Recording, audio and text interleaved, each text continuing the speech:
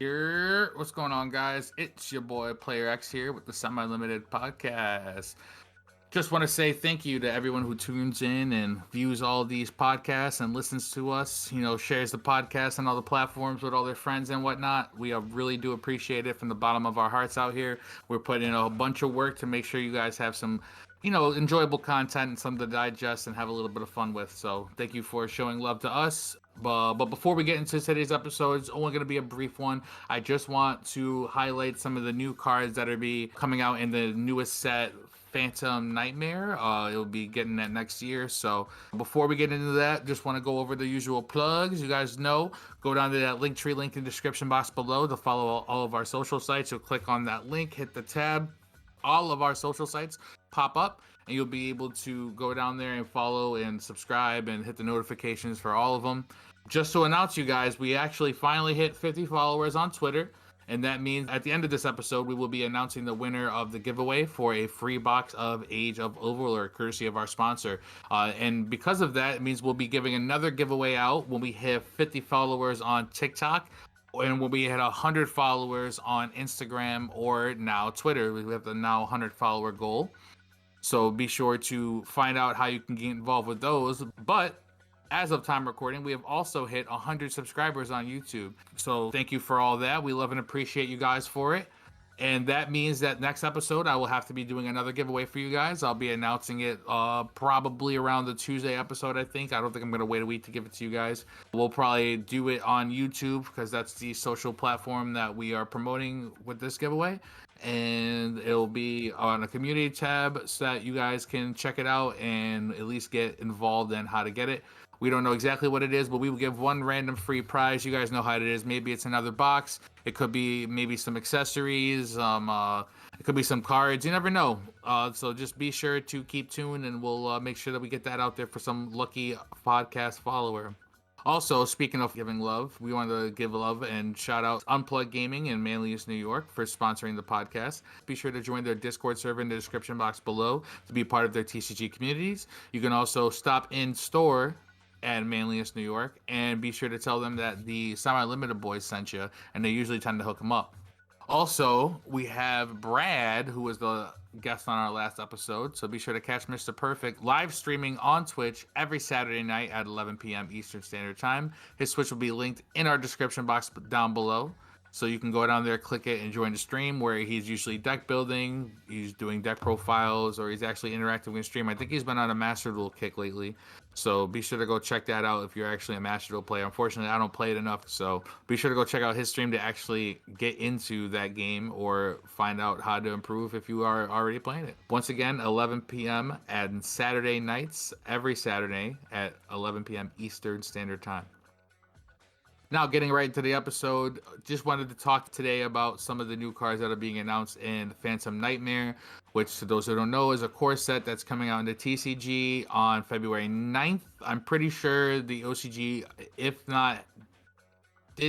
they don't have it already, then they get it probably end of this week. And then it'll be introduced to their set, and then we get it back in February because obviously ours are pushed back some months to allow for the differences in the lists. But it kind of seems a little promising to me. Some people are debating what might be in there. We see Nightmare in the name. We see Phantom in the name. Some people have been thinking because there's Phantom that Phantom Knights are going to be getting some support. We did just see them pair up with the Horus archetype to do a little bit of things in the meta. And we also see that they always are a fan favorite and do love getting their support. We also see Nightmare in there. A bunch of the Nightmare cards that came out are Illusion Monsters, which is the new type that Konami had put into the game. So I don't know if we're going to get new support for them as well, or maybe even a boss monster for them. Who knows? But we have been getting some interesting cards to, I would say, play with when we get to that point of them being imported, because these are some wild cards in my opinion. I think that we have 4 picks today. Yep, I got 4 picks here for you guys today. Some of the ones that stuck out and really seemed interesting to me, that in a direction to see like where this next set is going to be heading and how our meta might shape up. I'm just going to go down the list that I have here. The first one I have is Master Ham. To those who don't know, Master Ham is a level 5 Earth beast fusion type monster with the fusion requirements of just two beast monsters, which means it can be super polyed. It has two effects. The first one being if this card is fusion summoned or flip face up, you can special summon one flip monster from your hand or deck in face down defense position. And if this card is in your graveyard, you can banish two flip monsters in your graveyard and or face up, special summon this card in face down defense position, but banish it when it leaves the field. Now, I think that is pretty cool because you can instant fusion this monster out and immediately get a special summon of a flip monster. I think that's pretty cool. Allowing decks like maybe Subterror or something like that to turn instant fusion into an actual starter. Then you activate your Hidden City, be able to flip your Subterror up and then keep going from that. Another archetype I see off the top of my head probably being something like Penguins, being able to utilize Penguin Brave, bringing out monsters, and then obviously Penguin Soldier being able to flip to bounce cards on the field. And then I think with no Penguin, the cards that get bounced actually get banished instead. So I think it's pretty cool to allow the hamsters to battle it out right there with the penguins. So just one of the cards I think are pretty cool with this set. Another one we have is EMP Ramaude. Who the fuck knows? These names are crazy. But this is a level 2 Dark Cyverse monster that has two effects, and you can only use them once per turn. If there's a linked monster on the field or in either graveyard, you can special summon this card from your hand. So I think that's pretty cool. And then if a linked to monster you control is sent to the graveyard or banished face up, except during the damage step, you can banish this card from your graveyard if it was there, or your hand, even if not. Then target one card your opponent controls, return it to the hand. So not only is it a free fodder for, I would say, Sprite or any deck that links and needs a little bit extra link fodder, but it also acts as another card that can disrupt your opponent by bouncing a card from the field to the hand, which is another form of disruption that gets slept on, I think, because a lot of things in the format target and destroy, a lot of things in the format target and banish, but not very many target returns. So it's always good to have that in, as well as the inherent ability to special summon. Sprites can tutor this out, and then while having a sprint in the graveyard or on field, you're able to now banish this card and then just bounce a free card, allowing to build to the board breaking potential that the deck probably has. Then we also have another card right here that I thought was pretty cool, which would be Iron Thunderclad. Now, this is a counter trap card that releases in Phantom Nightmare, and it reads, when a spell or trap card or monster effect is activated on the field, pay half your life points, negate the activation, and if you do, destroy that card. Then destroy all cards in the spell and trap zone and monster zones in its same column. So it's almost like the wire trap card meets Solemn Judgment. I didn't think that they would power creep a card like Solemn Judgment, which is universally a good side deck card, good staple, good card to keep in there, or at least in your side, this to say the very least. But they've done it. Like, this is a card that I think has very, very strong tendencies in the side. And not only does it stop a card on field, I mean, Solemn may stop activations and summons, but this actually stops things that are activating on the field, like effects, and as well as acting like an imperm like effect or maybe a Mech Knight effect by destroying cards in the same column as itself, which I think is really, really cool. It's got a picture of the Iron Dragon on it too, so it's got to be something related to that. I know Iron Dragon has that effect where it can lock out the zones in its column if special summoned a certain way. So this is kind of like a rendition of that. But I still think that this is a pretty cool card. Like, I don't think that this is anything to be sleeping on in any way, shape, or form. I think decks like Labyrinth, any sort of stun deck, Time Morganite decks, even decks like Runic Sprite or Runic cards in general might be able to utilize this.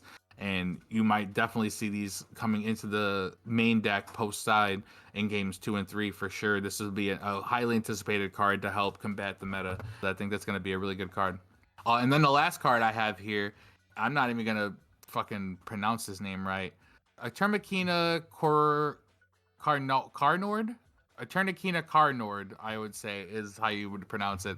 Who the fuck knows? It's a light machine monster, and it is level 10 with 3,000 attack, 2,500 defense. And it reads, cannot be normal summoned set, must first be special summoned from your hand or graveyard if your opponent activated a monster effect in their hand or graveyard during this duel, which is crazy. You can only special summon whatever the fuck this card is once per turn.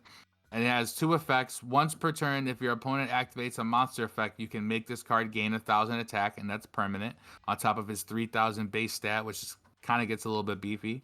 And then the second effect is if this card is sent to the graveyard, except from the hand or deck, shuffle it into the deck. So basically, if it goes from the field to the graveyard or from the banish to the graveyard, it actually gets shuffled into the deck instead of returning there.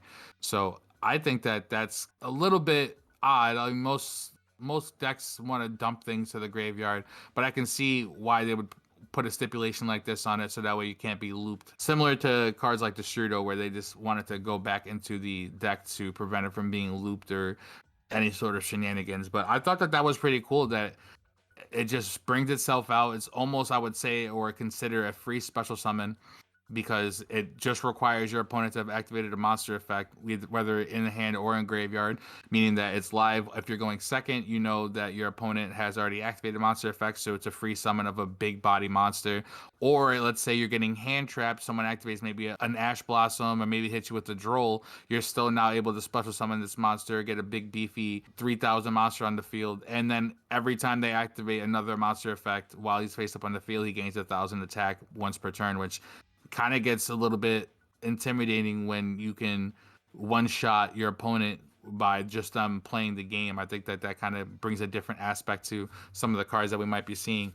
The stipulation for bringing it back to the deck when it hits the graveyard from the field, I think, is a little unorthodox, but nothing that we haven't seen already or can adapt to. But these are just some of the cards that we have coming out in Phantom Nightmare, and it actually gets me a little turned up and a little amped for it. So I'm actually can't wait to see what the rest of the cards we get released, because if this is what we're going for, or this is some of the, I think, teases that we get, I think we're heading for a decent set. Like, especially after a powerhouse set like Age of Overlord actually just came out and shook up the format and brought a little bit of life to people and caused another buyout. If you guys haven't noticed, by the time of recording, SP Little Knights at like 110 or something like that, or something crazy, because people don't know how to behave with their wallets. But we'll get to a point where some of these powerhouse cards are a little bit cooled down. But this next set, Phantom Nightmare, if we can get a couple good archetypes thrown in there and maybe some supportive cards for some of those classic legacy archetypes, this could be a banger set as well. I think that Konami's starting to kick it into gear with some of these sets that they got coming out. You know? But we're starting to run out of life points. Like I said, guys, I just wanted to talk about some of the new cards that were coming out here for you guys, get you a little bit informed as to what the future might behold for us and what we might be looking into and seeing and might be maybe play testing or getting a hold of. So before we close out, just a reminder, go to that Linktree link. It's in the description box. You can click on it, follow all of our social sites. We will be doing giveaways when we hit 50 TikTok followers and when we hit 100 followers on Instagram and as well as Twitter, because we just hit 100 on YouTube, meaning I will do a giveaway next episode for you guys, which will be on the Tuesday run. But before we close out, our Twitter follower giveaway, that actually had a winner, which we drew yesterday. We had Trent, our moderator, come through, and so basically we have our winner here. And without further ado, he is Owen Farrell, aka Quarried Star, on Twitter. So, congratulations! We reached out to you to get you your box, and hopefully it's on its way to you. And we have a good pull for you guys for showing love to us. So, thank you for showing love and support to the podcast, and hopefully you enjoy your box. He was the victor of today's giveaway, but now that we're over 100 subscribers on YouTube, there will be another chance to get in on all the action and claim a prize for yourself soon. Like I said, just be sure to go to that YouTube community tab and you will be able to see all the action. As you guys can hear in the background, we got everybody coming in for kitchen locals. So we'll be closing this episode out real quick. Just wanted to say thanks for showing love and support to the podcast, guys. Also, be sure to catch Brad's stream on Saturday night at 11 p.m. on Twitch. The link will be in the Linktree link down below as well. I am Player X, and you've been listening to the Semi Limited podcast. Thank you and good night.